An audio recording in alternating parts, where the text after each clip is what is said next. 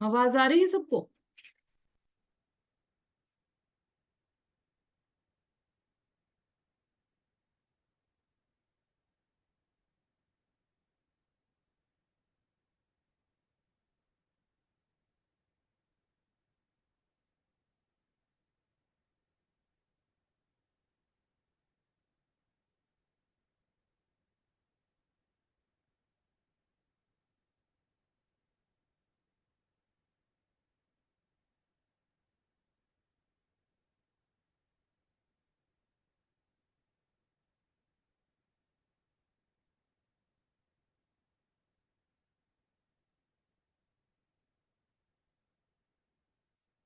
आज लेट ही हो गए।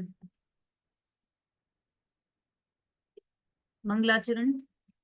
नमो अरिहंताणं, नमो सिद्धाणं, नमो आयरियाणं, नमो उवझायाणं, नमो लोये सवसाहुणं,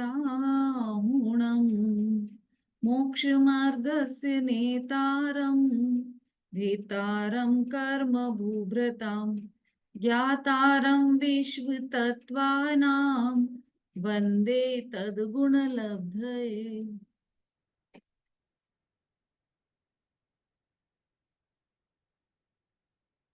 आचार्य उमा स्वामी द्वारा रचित तत्वार्थ सूत्र अपर नाम मोक्ष शास्त्र, प्रथम अध्याय। इसमें हम सूत्रों का रिवीजन कर रहे थे।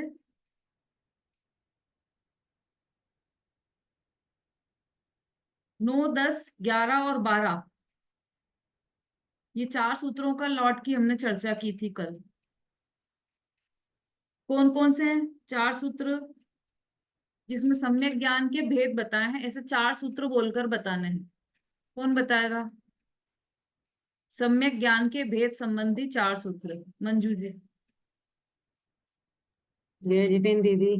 हम्म। मति स्मृति संज्ञा चिंता विनिबोध, सॉरी, मति श्रुता अवधि मन पर्याय केवलानि ज्ञानम तत्प्रमाणे आदि परोक्षम प्रत्यक्ष मन्यत, ये 4 थे दीदी। ठीक, सही बताया आपने। मति ज्ञान। अ, इसके बाद मति ज्ञान के अन्य नामों की भी चर्चा हमने कर ली थी।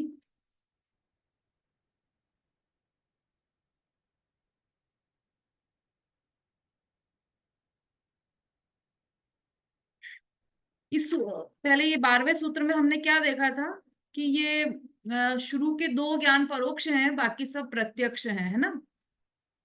तो उस समय मैंने छोड़ दिया था, लेकिन यदि किसी को याद है तो वो बताइए, परोक्ष क्यों कहा?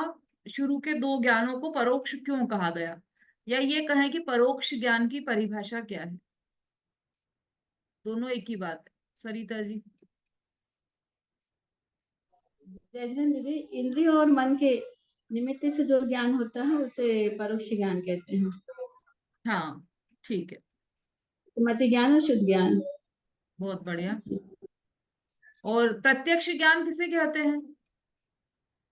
मैं बताऊं दीदी? हाँ, बताइए।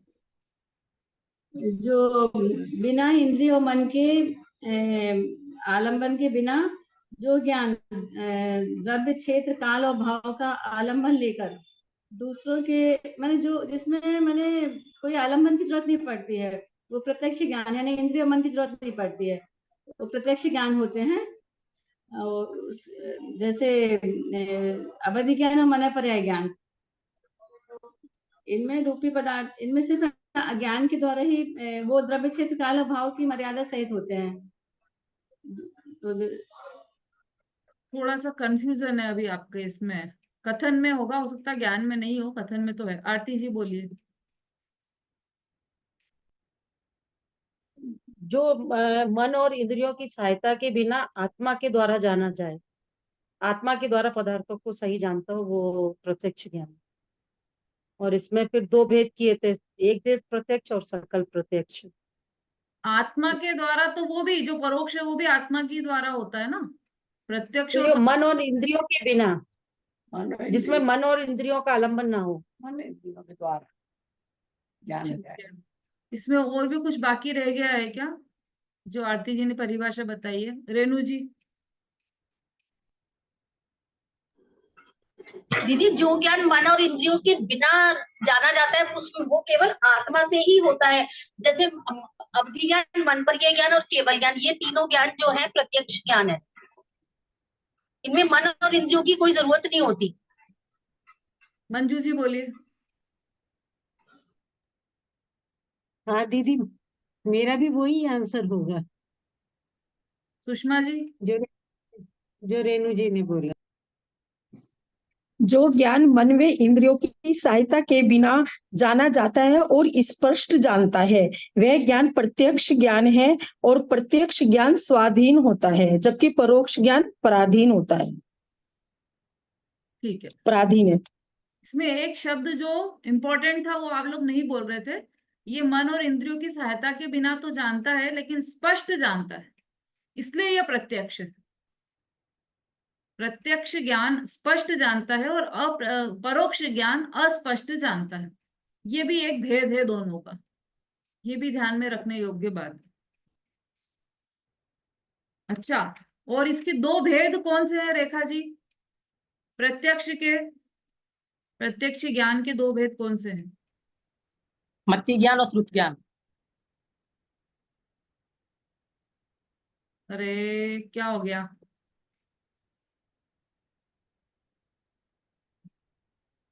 अभिलाषा जी। जय जिन दीदी, हम्म, इसके दो भेद, देश प्रत्यक्ष और सकल प्रत्यक्ष, दो भेद है। ठीक है। और देश प्रत्यक्ष में आएगा अवधि ज्ञान, मन पर्याय ज्ञान, और सकल प्रत्यक्ष में केवल ज्ञान। ठीक है, सही बताया आपने। अब यहाँ पर इन्होंने बताया कि इसके दो भेद हैं, देश प्रत्यक्ष और सकल प्रत्यक्ष। क्या इन्हें किसी और नाम से भी जाना जा सकता है? और दोनों में अंतर क्या है? देश प्रत्यक्ष और सकल प्रत्यक्ष दोनों में अंतर क्या है? और क्या इसे किसी और भी नाम से जाना जाता है?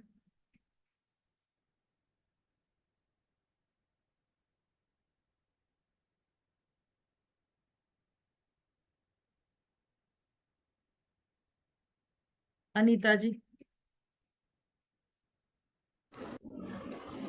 दीदी नमस्ते। दीदी सकल और विकल्प प्रत्यक्ष, सकल प्रत्यक्ष और विकल्प प्रत्यक्ष। हाँ, सकल प्रत्यक्ष से और विकल्प प्रत्यक्ष से जाना जाता है।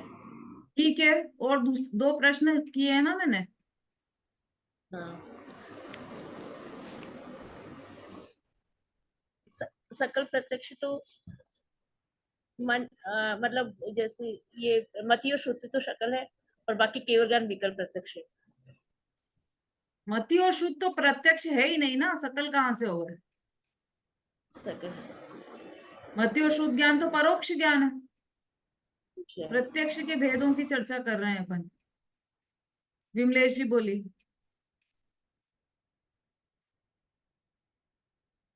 जय जिन दीदी। दीदी दो प्रकार से जाना जाता है, विकल्प और सकल। विकल्प में द्रव्य और क्षेत्र काल की मर्यादा पूर्वक जानते हैं, और केवल ये सकल ज्ञान में, केवल ज्ञान में संपूर्ण ज्ञान को जानता हाँ, और विकल्प में क्या बताया आपने? है। द्रव्य और क्षेत्र काल की मर्यादा पूर्वक रूपी पदार्थों को जानते हैं। कौन है ऐसा? अवधि ज्ञान और मन परिचय ज्ञान। ठीक, सही बताया आपने, बिल्कुल ठीक है। ये है सकल और विकल्प प्रत्यक्ष में ये अंतर है। दोनों ही प्रत्यक्ष ज्ञान है, लेकिन वो द्रव्य क्षेत्र काल भाव की मर्यादा सहित रहता है। जो विकल्प प्रत्यक्ष है, या ये कहें कि देश प्रत्यक्ष है, और जो सकल प्रत्यक्ष है वो तीनों लोक और तीनों कालों को युगपत एक साथ जानता है। इसके बाद हमने 13वां सूत्र भी कर लिया था कल, मति स्मृति संज्ञा चिंता विनिबोध इत्यनर्थांतरम। 14वां सूत्र से आज चलने वाला है हमारा। 14वां सूत्र पढ़िए एक बार, कौन पढ़ेगा?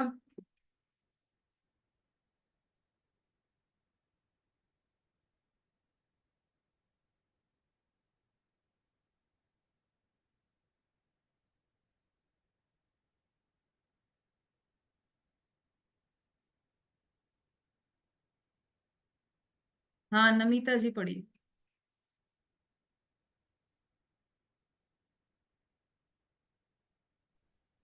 बहुविध क्षिप्राणि श्रितानो ध्रुपराणाम सेतराणाम। 14th नंबर का सूत्र 14। तदिंद्रिय इंद्रिय निमित्त। हाँ, फिर से बोलिए। तदिंद्रिय इंद्रिय निमित्तम। तदिंद्रिया निंद्रिय निमित्तम। बोलिए एक बार। तदिंद्रिय तदिंद्रिय निंद्रिय निमित्तम। हाँ, बिल्कुल ठीक है। अब हम चर्चा कर रहे हैं मति ज्ञान की उत्पत्ति के समय क्या निमित्त होते हैं।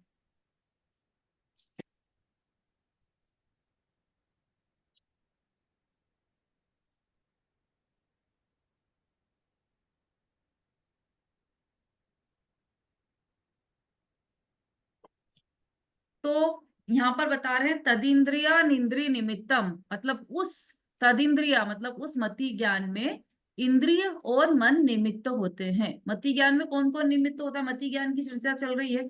मति ज्ञान प्रत्यक्ष ज्ञान है या परोक्ष ज्ञान? चेलना, मति ज्ञान प्रत्यक्ष ज्ञान है या परोक्ष ज्ञान?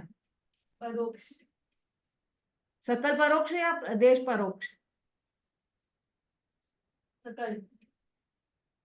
हाँ, परोक्ष में कुछ भेद नहीं है सकल और देश का, इसलिए परोक्ष ज्ञान है, क्योंकि वह इंद्रिय और मन के निमित्त से जानता है। कौन? मति ज्ञान। अब ये मति ज्ञान की उत्पत्ति के समय क्या निमित्त है? तो इंद्रिय और मन ही निमित्त है ना।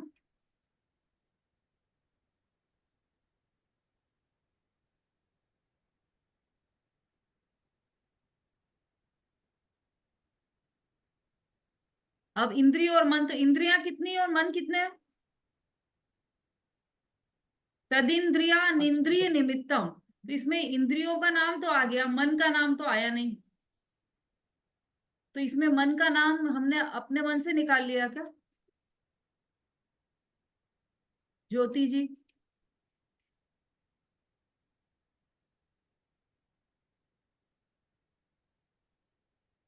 आप जो पूछ रहे थे उसका बता रहे हैं। हाँ, बोलिए। मति ज्ञान इंद्रिय और मन के निमित्त से होता है। इंद्रियां तो 5 होती हैं, वो कौन इसका निमित्त हो गया। कौन सी है इंद्रिया 5? स्पर्शन, रसना, घ्राण, चक्षु, कर्ण।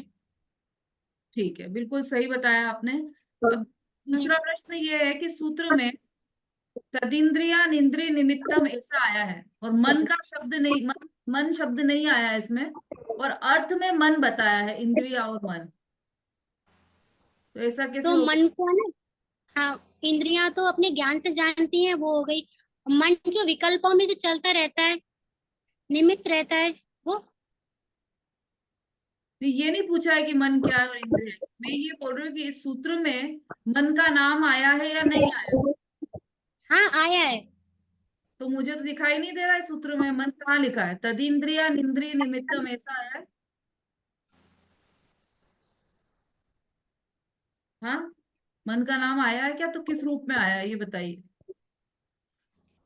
जो नी शब्द दिया है। हाँ, ठीक है ज्योति जी, थोड़ा थोड़ा ठीक है आपका। नी शब्द नहीं, हम्म। इंद्रिय शब्द जो है, इंद्रिय, इंद्रिय और अनिंद्रिय दो हुए ना शब्द। इंद्रियों में तो आ गई हाँ, 5 इंद्रियां और अनिंद्रिय में आ गया मन। जो इंद्रिय अच्छा नहीं है ऐसा अनिंद्रिय, वो मन। ठीक है, उत्तर अच्छा आपका। अच्छा, ठीक। इंद्रिय और मन मति ज्ञान के निमित्त है। मन को अनिंद्रिय भी कहा जाता है।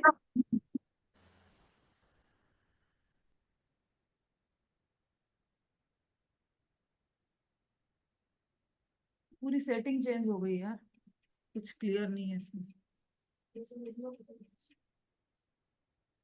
हाँ, अब ये जो ज्ञान है हमें, वह इंद्रियों से होता है कि आत्मा से होता है? हमारा कौन सा ज्ञान है, पहले तो ये बताना है। हमें इन 5 ज्ञानों में से कौन सा ज्ञान है हमारा? समता भाभी।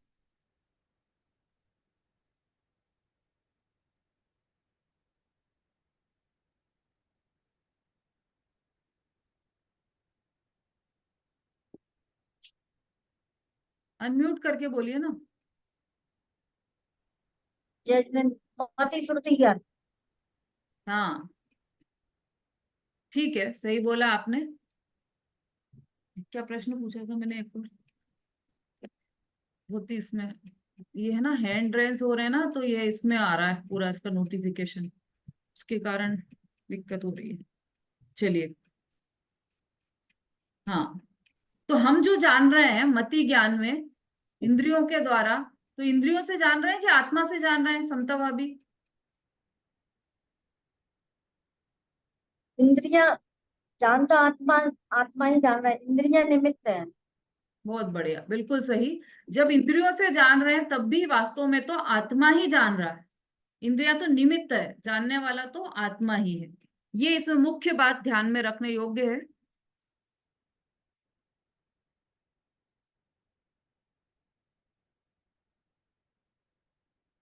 हाँ, मन कितने प्रकार के होते हैं रेणु जी? दीदी मन दो प्रकार के, द्रव्य मन और भाव मन। द्रव्य मन किसे कहते हैं? दीदी द्रव्य मन कहते हैं कि इसमें जो मतलब मैंने जो पढ़ा है वो लिखा है कि मनोवरगणाओं से रचित हृदय स्थान पर 8 पाखुड़ी के खिले हुए कमल के समान पौद्गलिक उपकरण में अंगुल के असंख्यातवें भाग अवगाहन वाला द्रव्य मन है। ठीक है, सही पढ़ा है आपने। और भाव मन किसे कहते हैं? आत्मा की द्रव्य मन से जुड़ने रूप शक्ति की प्रकटता को भाव मन कहते हैं, अथवा आत्मा की 9 इंद्रिया वर्ण कर्मों की क्षयोपशन द्वारा विचार रूप परिणति भाव मन है। 9 इंद्रिय मतलब? दीदी 9 इंद्रिया जो शरीर कर ये क्या कहते हैं, जैसे जो होते हैं द्रव्य कर्म, भाव कर्म और 9 कर्म, जो है वो 9 कर्म इंद्रिया दी, ये वाला है इसमें। 9 कर्म 9 इंद्रिय थोड़ी है। नहीं, 9 इंद्रिया, 9 इंद्रिया तो दीदी वो हो गई मेरे ख्याल से 5 इंद्रिया और 5 इंद्रिया और दीदी नहीं, ये नहीं समझ में आया। 9 इंद्रिया, ठीक है, 5 इंद्रिया, छठा मन और वही। हाँ, ठीक है। और किसी को समझ में आया 9 इंद्रिय मतलब? हाँ, बोलिए अनीता जी। अरे यार,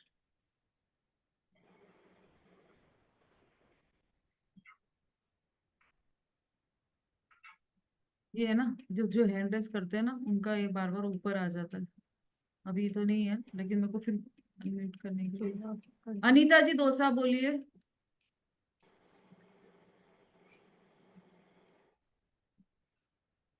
ये पैनल भी पूरी चेंज हो गई है।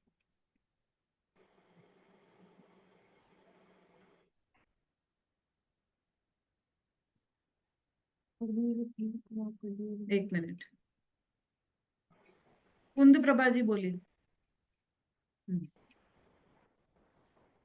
दीदी नौ नौ कर जो 9 प्राण है ना, प्राण 9 है? प्राण तो 10, ना 10 है प्राण तो।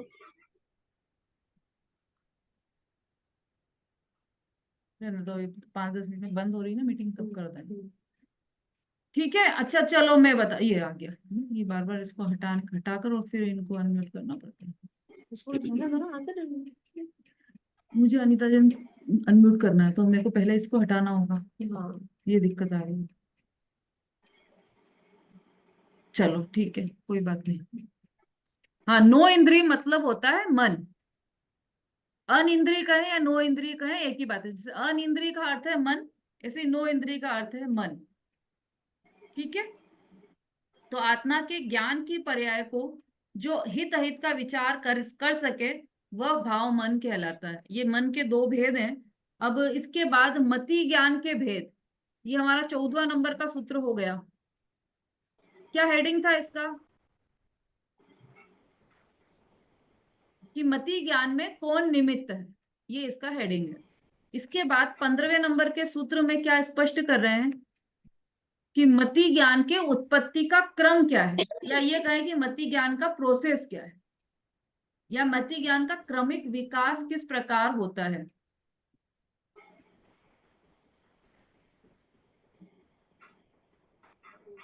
ठीक है, उसके लिए 15वें नंबर का सूत्र है, पढ़िए।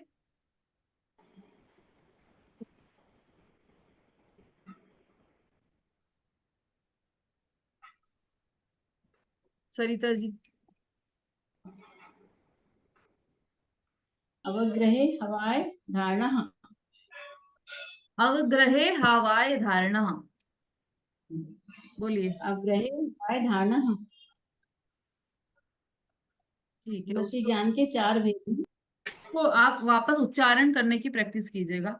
अवग्रहे हावाय धारणा, अवग्रहे हावाय धारणा, ऐसा है इसका।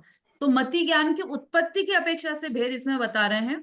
अवग्रह, इहा, अवाय और धारणा, इस क्रम से मति ज्ञान का विकास होता है। तो किसी भी पदार्थ का ज्ञान होगा, उसमें सबसे पहले क्या होगा कि सबसे पहले तो दर्शनोपयोग होगा, सामान्य अवलोकन होगा। उसके बाद अवग्रह होगा पदार्थ का। अवग्रह अर्थात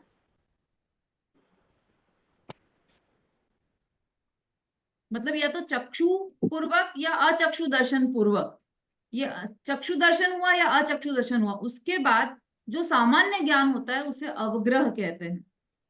जैसे यह हाथ है, ऐसा सामान्य ज्ञान हुआ, इसको अवग्रह कहा। इसके बाद ईहा होगी कि ये जो जाना हुआ पदार्थ है उसके संबंध में विशेष जानने की का प्रयास या चेष्टा, उसको कहते हैं ईहा। कि अच्छा ये हाथ दिखा, तो ये हाथ किसका है, हाथ में कितनी उंगलियां, ये जो विशेष जानने का प्रयास है उसे कहते हैं ईहा।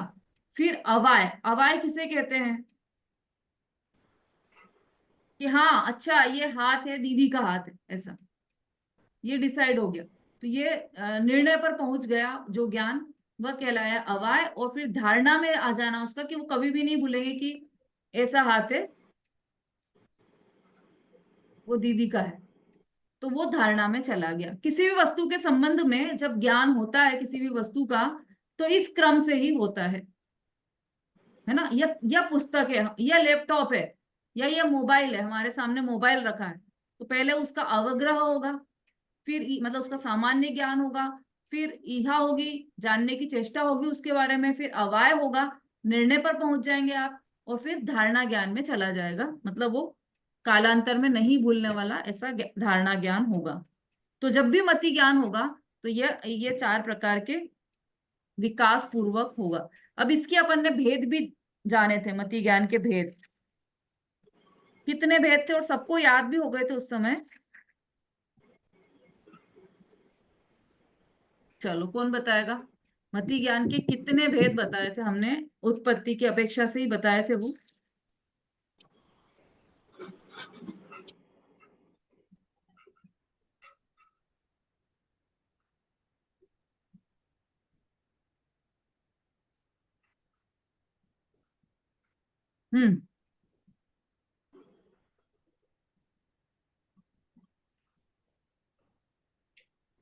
शशि जी बोलिए। जय जी ने दीदी। हाँ मति ज्ञान के चार भेद है दीदी। कौन कौन से? अवग्रह, यह, अवाय और धारणा। ठीक है, ये भेद है उत्पत्ति की अपेक्षा से, जिसका हमने इस सूत्र में अपन ने वर्णन पढ़ा, ये उत्पत्ति की अपेक्षा से भेद है। अब और भी मति ज्ञान के भेद है, वो अपन थोड़े से 1-2 सूत्र और लेके और फिर वो उस पर आएंगे, है ना। अब 16वें नंबर का सूत्र है, बहुविध क्षिप्राणि स्रतानुक्त ध्रुवाणाम सेतराणाम। बहुविध क्षिप्राणि स्रतानुक्त ध्रुवाणाम सेतराणाम। इसमें क्या बताया गया है कि जिस मति ज्ञान के द्वारा जिन पदार्थों को जाना गया उनके भेद। मति ज्ञान जो है वह कैसे जानता है, तो अवग्रह, इहा, अवाय, धारणा के द्वारा जानता है। तो अवग्रह, इहा, अवाय के द्वारा जिन्हें जानता है वे पदार्थ 12 प्रकार के होते हैं। बहुविध क्षिप्राणि स्रतानुक्त ध्रुवाणाम और सेतराणाम, ऐसा। तो इसका अर्थ क्या है, बहुविध, क्षिप्र, अनिसृत, अनुक्त और ध्रुव, ये 6 प्रकार के पदार्थ। और इसके उल्टे मतलब एकविध, अक्षिप्र, निसृत, उक्त और अध्रुव, ये इन 6 को मिलाकर ये कुल 12 प्रकार के पदार्थ मति ज्ञान में अवग्रहादिक के रूप में जाने जाते हैं। तो ये 12 भेद हो गए पदार्थ के। मतलब जो मति ज्ञान है वह इन 12 प्रकार के पदार्थों को जो क्रम बताया है मति ज्ञान का, उस क्रम पूर्वक जानता है ना। अब बहु किसे कहते हैं, बहुविध किसे कहते हैं, तो ये भी सबको पता होगा। जिसको पता है पूरे वो बताए, वही हैंड रेस करे, केवल जिनको सारे पता हो।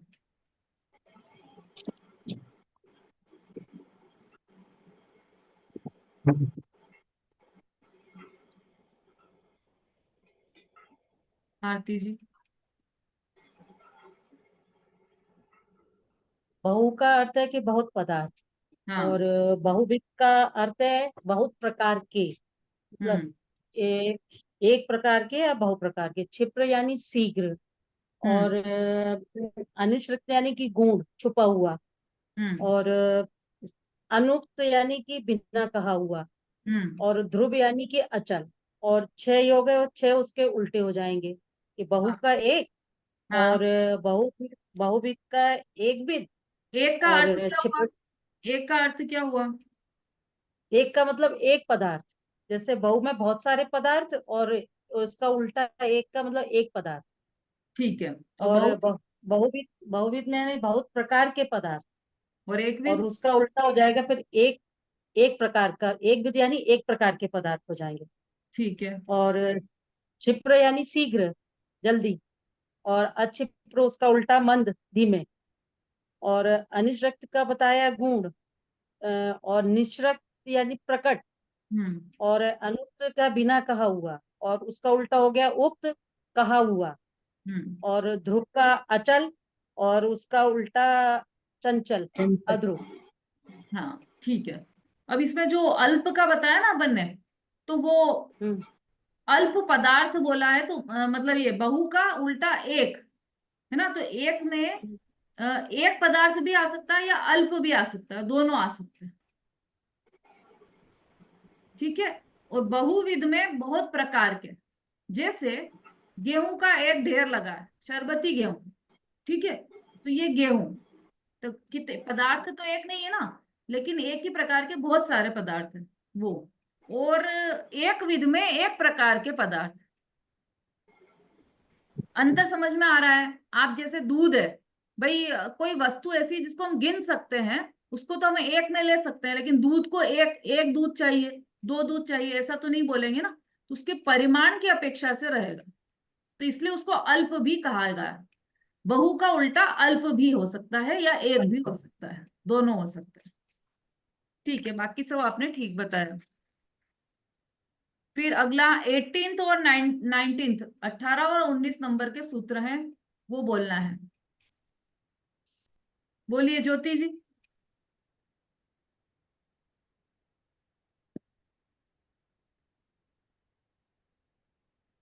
जयरीन दीदी, पहले तो म्यूट हो गया है आपका, फिर से म्यूट हो गया।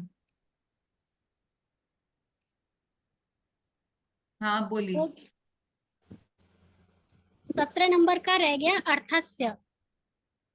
तो अच्छा। इसका अर्थ, हाँ, अर्थस्य का क्या समझ नहीं आया, वो एक बार आप बता दीजिए, हाँ क्योंकि ठीक मैं है। पहली बार ही कर रही हूँ ना, इसलिए।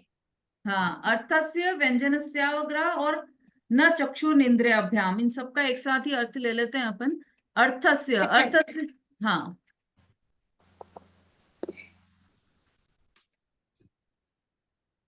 अर्थस्य का अर्थ है, ये देखो इसी के साथ जुड़ा हुआ है। अर्थ का अर्थ है पदार्थ, अर्थ शब्द का अर्थ है पदार्थ।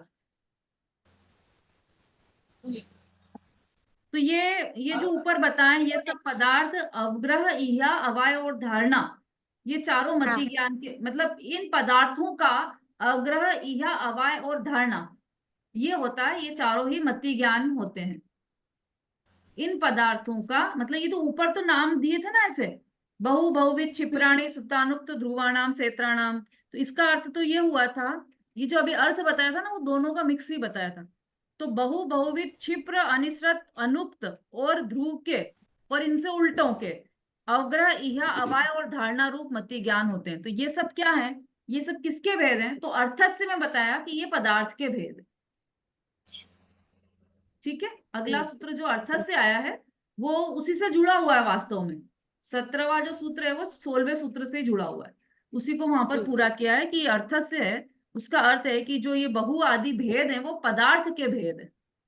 बहु बहुविध क्षिप्राणि श्रतानुक्त ध्रुवाणाम क्षेत्राणाम, ये सब पदार्थ के भेद है। इतना सा अर्थ है इस सूत्र का। हाँ अब बोलिए। व्यंजनस्य वग्रह, व्यंजनस्यावग्रह, फिर से बोलिए।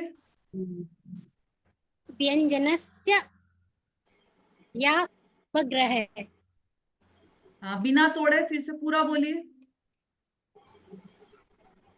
व्यंजनस्य या ग्रह, व्यंजनस्यावग्रह, व्यंजनस्य ग्रह या वग्रह, व्यंजनस्य वग्रह, व्यंजनस्यावग्रह, व्यंजनस्य वग्रह। हाँ अब आप व्यंजनस्य वग्रह। ठीक है, अगला भी बोलिए। न चक्षुर नि इंद्रियां भ्याम, न चक्षुर्निन्द्रियाभ्याम, न चक्षुर इंद्रियां भ्याम, इंद्रिया नहीं लिखा है ना, नि इंद्रियां, हाँ निन्द्रियाभ्याम है ना, इसकी आप प्रैक्टिस चक्षुर करना। ठीक है, दोनों की प्रैक्टिस करना है ना। अब देखो ये सूत्र का अर्थ समझते हैं अपन। व्यंजनस्य अवग्रह मतलब व्यंजन का ही अवग्रह, व्यंजन का अवग्रह ही होता है। इसका अर्थ ये हुआ कि जो व्यंजन है उनका इहा अवाय और धारणा नहीं होता, व्यंजन का केवल अवग्रह ही होता है। और चक्षु और मन से व्यंजनावग्रह नहीं होता। कितनी चीजें कम हो गई इसमें। एक तो व्यंजन का अवग्रह ही होता है, इसका मतलब इहा अवाय और धारणा, ये तीन नहीं होते। और फिर ये चक्षु और मन से व्यंजनावग्रह नहीं होता, ये दो भी कम हो गए। इसमें से तीन वो कम हो गए और दो चक्षु और मन कम हो गए। किसमें? व्यंजनावग्रह में।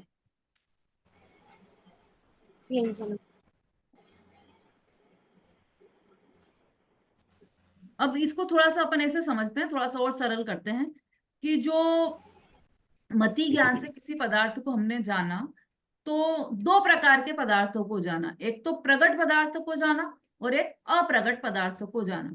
तो जो प्रकट पदार्थ को जाना वह कैसा जाना? अवग्रह इहा अवाय धारणा पूर्वक जाना और पांचों इंद्रियों से और मन से जाना।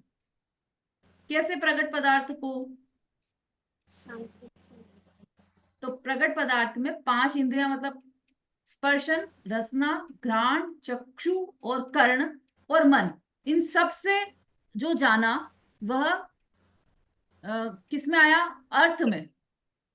दो भेद हुए ना, व्यंजन और अर्थ। तो जो प्रकट पदार्थ है उसको कहा गया अर्थ और जो अप्रकट पदार्थ है उसको कहा गया व्यंजन। ठीक है, इतना ध्यान में रखना। जो अप्रकट है वह व्यंजन है, जो प्रकट है वह अर्थ है या पदार्थ है। तो जो प्रकट है, जो अर्थ है, उसको तो हमने अवग्रह इहा धारणा अवग्रह इहा अवाय और धारणा, ये चारों ही उसमें लागू पड़ेंगे और पांचों इंद्रियां और मन भी लागू पड़ेंगे और ये 12 ही प्रकार के पदार्थ लागू पड़ेंगे। किसमें? जो पदार्थ प्रकट है उसको जानने में। जैसे हमने इस बॉक्स को जाना है ना, तो इस बॉक्स को जाना तो इसमें सबसे पहले अवग्रह लगा, फिर ईहा हुई, फिर अवाय हुआ और फिर धारणा हुई। और पांचों इंद्रियों और मन से जाना है इसको ना, स्पर्श से भी जाना, चक्षु, रस, सभी से जाना है इसको। हम सबसे जान सकते हैं, मतलब पांचों इंद्रियों से इसको जाना जा सकता है। तो अभी तो हम चक्षु से जान रहे हैं, इसको आंखों से जान रहे हैं, तो ये पांचों इंद्रियों और मन से जाना जा सकता है क्योंकि ये प्रकट पदार्थ है। और अवग्रह यह अवाय धारणा पूर्वक जाना जा सकता है। और ऐसे, ये तो एक प्रकार का है, लेकिन ऐसे 12 प्रकार के पदार्थ हैं। और कौन से वो 12 प्रकार के? तो वही बहु बहुविध क्षिप्राणि श्रतानुक्त ध्रुवाणाम क्षेत्राणाम, ये 12 प्रकार के पदार्थ। ये तो हो गई अर्थस्य की बात, मतलब जो पदार्थ प्रकट हैं उनकी बात हो गई। अब अप्रकट जो पदार्थ है उसकी बात करते हैं, उसको कहते हैं व्यंजन। तो इसका सिर्फ अवग्रह होगा और नेत्र और मन के अलावा शेष 4 इंद्रियों से जाना जाएगा, मतलब नेत्र से नहीं जाना जाएगा और मन से नहीं जाना जाएगा। शेष 4 इंद्रियां कौन सी बची?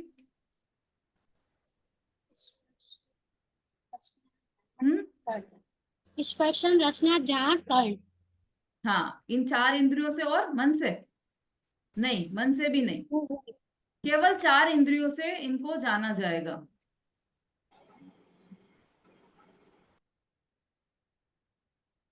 नेत्र और मन के अलावा 4 इंद्रियों से जाना जाएगा, और पदार्थ तो ये 12 प्रकार के पदार्थ हैं, उन सबको जाना जा सकता है, इसलिए इसे अप्रगट कहा है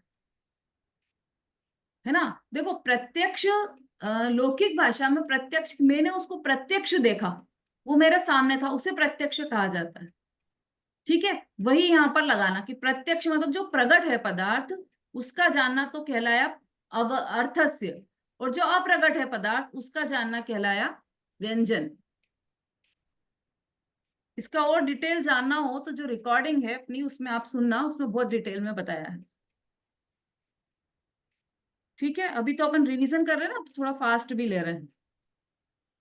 तो व्यंजनस्य अवग्रह और न चक्षुर्निंद्रियाभ्याम, ये दोनों ही सूत्र इनके मति ज्ञान से, मतलब ये समझ लीजिए आप कि ये सारे ही सूत्र मति ज्ञान के चल रहे हैं अभी 14वें नंबर से, 14 से भी नहीं, पहले उसके पहले से ही।